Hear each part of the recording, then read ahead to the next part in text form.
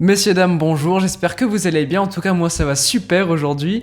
Ça fait plaisir de vous retrouver parce que ça fait quelques temps que j'ai pas fait de vidéo, j'étais parti en vacances donc je reviens en force sur YouTube parce que j'ai du très lourd à vous présenter aujourd'hui. Il y a pas plus tard qu'hier, j'ai reçu ce petit colis qui franchement fait plutôt plaisir. Bon, je pense que vous savez de quoi on va parler aujourd'hui. On va unboxer tout ça et franchement j'ai très hâte. J'ai déjà ouvert le carton parce que bien évidemment je suis un peu trop impatient et je sais pas attendre. On va parler d'une paire qui est sortie très récemment, ça va être compliqué de faire plus récent parce qu'elle est sortie tout simplement mercredi, donc le mercredi 3 août, si je dis pas de bêtises, lors du Yeezy Day. Aujourd'hui on est le dimanche, donc on est le 7, et j'ai pas pu faire la vidéo avant parce que bien évidemment il faut attendre de recevoir le colis, donc j'ai pas pu tourner cette vidéo avant, mais j'ai très hâte en fait de vous montrer un peu ce que j'ai reçu, et je peux vous assurer que ça va être du lourd. Mesdames et messieurs, regardez un peu ce que j'ai reçu. Donc je pense que ça se reconnaît un peu à la boîte. On va parler d'une belle petite paire de Yeezy. C'est la première fois de toute ma vie que je reçois une paire de cette gamme parce que je n'ai absolument jamais eu de Yeezy entre les mains, et en tant que fan de sneakers, c'est un peu une casse par laquelle il faut passer. Bien évidemment, tu peux pas dire ouais je kiffe les sneakers sans t'être intéressé au moins une fois aux Yeezy, qui, faut dire, font quand même du très lourd. Et ça y est, on peut dire que je suis rentré dans le game, ça y est, j'ai enfin une paire de Yeezy en ma possession, et ça fait plaisir. Aujourd'hui, on va parler de la Yeezy 700 V3 Dark Glow, une paire qui franchement, je dois dire, elle est juste folle en fait. La toute première chose que je peux vous dire, c'est que étant donné que j'ai jamais eu de paire de Yeezy entre les mains, je me suis toujours demandé, est-ce que vraiment la qualité de la paire, est-ce que c'est à la hauteur de l'image qu'on s'en fait? Est-ce qu'au niveau qualité, finition et tout ça, est-ce que ça en vaut vraiment le coup? Et la première fois que j'ai ouvert le colis et là, maintenant que j'ai la paire entre les mains, franchement je dois dire que je suis vraiment pas déçu. C'est vraiment très bien fini. On a une paire qui est très propre en fait, qui est très bien faite. Les matériaux sont vraiment au top, tu sens que c'est de la qualité, que t'as pas de la merde entre les mains en fait. Donc mis à part quelques petits points de colle par-ci par-là qui bien évidemment, tu peux pas faire une paire parfaite, donc t'as quand même quelques petits points de colle. Mais très honnêtement, dans les détails de la paire, c'est très joli, c'est très bien fini. Et oui, honnêtement, c'est à la hauteur de sa réputation parce que c'est très propre en fait, c'est très bien fait. Et franchement, tu sens que c'est pas cheap quoi, tu sens que c'est une paire qui est très propre. Donc cette Yeezy 700 V3, donc c'est le modèle Dark Glow qui est sorti lors du Yeezy Day, est une exclusivité. En réalité, c'est une réédition du coloris Alva, donc qui était sorti il y a quelques temps, mais je sais plus quand. Et en fait, il n'y a rien qui change dessus en termes de détails, c'est uniquement le Dark Glow qui change sur la paire. Donc sur la Alva, je vous mettrai une image à l'écran, le Dark Glow est vert, comme sur toutes les 700 V3. Mais sur celle-ci, le Glow in the Dark est tout simplement bleu, et je trouve que c'est 1000 fois plus joli, parce que c'est beaucoup plus propre, c'est beaucoup plus sexy, j'ai envie de dire, c'est plus élégant, alors que le vert, je sais pas, j'avais un peu de mal. Donc le modèle 700 V3, je vous l'accorde, c'est un modèle qui ne plaît pas à tout le monde parce qu'il a une shape, donc une forme qui est très particulière, qui est très avant-gardiste, très futuriste tout simplement. Et c'est vrai que soit on aime, soit on n'aime pas, c'est assez compliqué. À première vue, c'est pas une paire qui est accessible à tout le monde. Et moi le premier, très honnêtement, la première fois que j'ai vu la paire, donc quand le tout premier modèle était sorti, j'étais très sceptique, je trouvais pas ça terrible. J'avais un peu de mal. Et plus il y a des coloris qui sortaient, et moins j'étais emballé par la paire. Mais très honnêtement, maintenant que j'ai la paire en main et que je la vois, parce que j'ai vraiment jamais pu la voir réellement en main, je l'avais aperçue de loin comme ça, donc c'est une paire que j'ai vue que 2 fois dans ma vie, je crois. J'ai dû la croiser une fois, un mec qui marchait dans la rue à Lyon, et la paire de mon pote. Mais très honnêtement, c'est une paire que j'ai jamais vue, mis à part là. Et très honnêtement, maintenant que je l'ai en main, mon avis change totalement parce que c'est une paire que je trouve incroyable en fait. Je la trouve vraiment très belle parce qu'elle a vraiment son caractère. Et oui, c'est une paire qui est pas accessible en fait. C'est une paire, il faut vraiment l'analyser, il faut vraiment la regarder, et il faut développer un goût pour cette paire parce que c'est quand même très spécial. Donc ensuite, pour vous parler plus précisément de la paire, comment elle est constituée, on peut voir déjà qu'on a une très grosse semelle qui est très imposante sur l'arrière du pied, qui forme une sorte de boule. Et en fait, quand tu vas venir marcher, tu vas avoir un renfort, donc la partie arrière est plus solide. de la paire et ton pied va venir coulisser comme ceci. Et ensuite, plus tu vas sur l'avant de la paire et plus la semelle est molle. Donc c'est un peu particulier quand tu marches parce qu'on est habitué à des semelles plates où tout est pareil, que ce soit sur l'avant et l'arrière de la chaussure.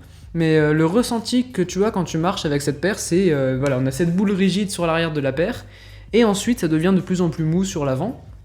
Donc c'est intéressant et franchement c'est plutôt pas mal. Je sais pas ce que ça donne quand tu la portes toute la journée. Moi je l'ai essayé juste comme ça pour la mettre au pied et puis j'ai marché un petit peu dans ma maison pour voir un peu le confort, ce que ça donnait. Et franchement c'est intéressant. Tant qu'on parle de la semelle juste en dessous, donc on peut voir que ce n'est pas du boost, c'est une autre matière qui a été mise sur cette Yeezy 700 V3.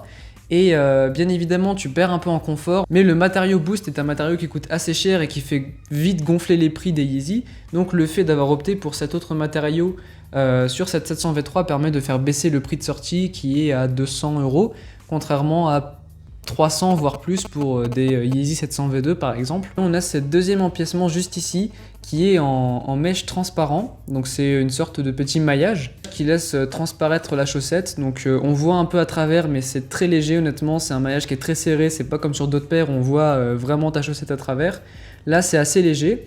Ensuite sur le dessus de la paire, donc ce qui va venir constituer la majeure partie de la chaussure, c'est cette armature qui est en une sorte de plastique un peu caoutchouc. Je pourrais pas trop vous dire quel matériau c'est, mais c'est ce qui va venir en gros donner un air un peu futuriste à la paire, un air un peu squelette, et qui va maintenir en fait toute la shape de la paire. Et franchement c'est un matériau qui est assez spécial.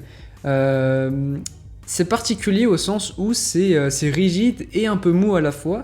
Et ce matériau du coup qui va venir être glow in the dark, donc qui va venir capter les UV et la lumière en fait pour tout simplement se charger et devenir fluorescent dans le noir. Juste en dessous de ce petit exosquelette, on a du coup ce maillage donc, qui est toujours présent sur la paire, mais cette fois-ci qui n'est plus transparent parce qu'en dessous il y a une sorte de renfort et puis il y a la chaussette de la paire, mais on y viendra juste après.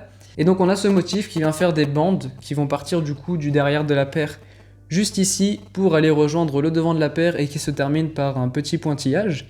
Et enfin sur l'avant de la paire on termine avec un plastique qui est rigide et tu sens que si on vient te marcher dessus par exemple, et ça craint rien parce que vraiment tu sens que c'est un matériau qui se laisse pas faire, j'ai envie de dire.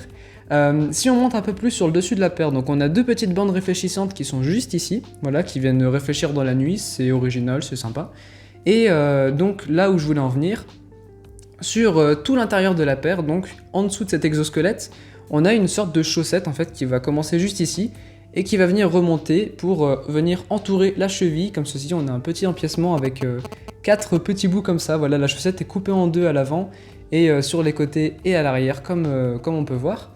Et cette petite chaussette du coup qui va remonter sur la cheville et qui va permettre un maintien du pied et franchement pour l'avoir mis, c'est vraiment un chausson. En fait la paire c'est un chausson, c'est incroyable comme c'est confortable et ça s'enfile tout seul, donc ça c'est vraiment très très cool. Bien évidemment sur cette 700 V3 on a le système Infinite Lace, donc un lacet en fait qui n'a pas de bout, en fait qui vient, les deux lacets viennent se mettre directement dans cette petite pièce de plastique qui fait qu'en gros on n'a pas de lacets qui viennent pendre sur la chaussure. Dans la boîte de la paire, on peut trouver cette petite pochette en carton qui contient des lacets normaux. Personnellement, je vois aucun intérêt à couper ce système Infinite Lace, enfin après c'est purement personnel, mais je trouve que ça donne vraiment un joli charme à la paire, et contrairement à la première 700 V3 qui elle disposait de lacets normaux, en fait je trouve que la shape de la paire fait que c'est bizarre en fait de venir voir des lacets qui viennent pendre sur les côtés de la chaussure, alors que ce système Infinite Lace, il vient justement, il vient parfaitement s'intégrer à la paire et je trouve qu'il est juste top en fait, c'est vraiment très joli. Et là je me rends compte, mais plus je parle de la paire et plus je la regarde et plus je me rends compte que elle est vraiment trop belle en fait, c'est une paire que je trouve magnifique et franchement elle est vraiment très très bien finie et voilà, quand tu l'as en main tu te rends compte que c'est vraiment une paire qui est putain bien faite en fait, tout simplement, j'ai pas d'autres mots, là c'est ce qui me vient en tête, c'est vraiment une bête de paire et franchement j'ai hâte de pouvoir enfiler tout ça. Donc voilà, c'est bien sympa de blablater, de parler de la paire, mais on va passer au plus intéressant et ce qui je pense ce pourquoi vous êtes venus, on va passer au on-fit, c'est parti.